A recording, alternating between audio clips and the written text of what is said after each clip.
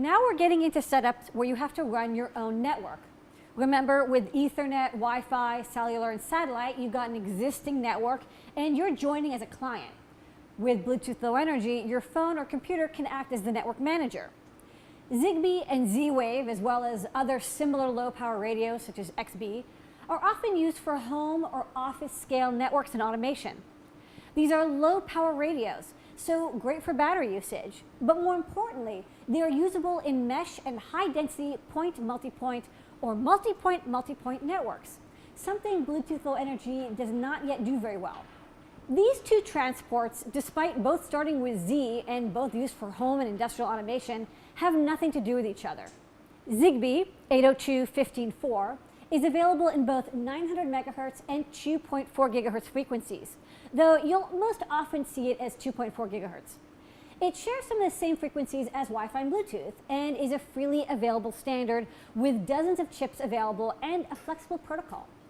You can use existing profiles like the Zigbee Light Link or just make your own.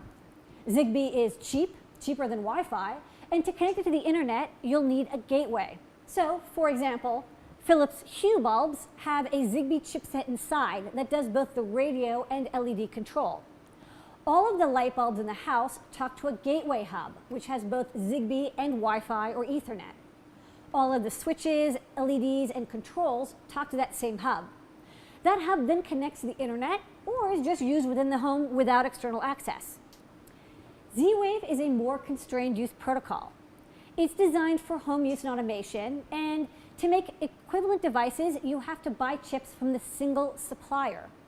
It's a 900 MHz standard, so you get a little bit more range than 2.4 GHz Zigbee. This is especially true in industrial or urban environments, since sub-gigahertz penetrates brick and concrete better than 2.4 GHz. The big benefit of going with Z-Wave is you're joining 100 other companies that provide cross-compatible support. The big downside is you're stuck with a very proprietary protocol. Even though some parts have been open sourced, you're still marrying a single company.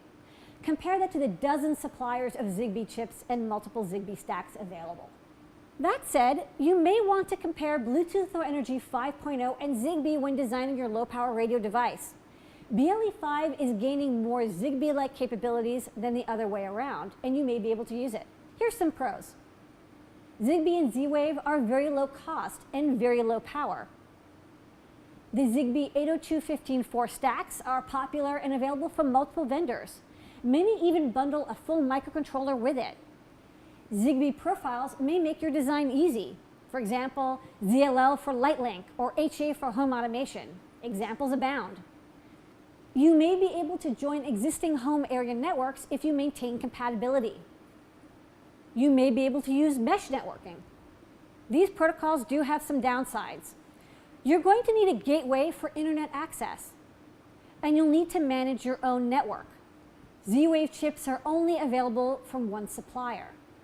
For both protocols, you may need to join an alliance or pay into a proprietary network to maintain compatibility. There is some security built in, but you may need to roll your own or add some authentication if the built-in security isn't good enough for your application.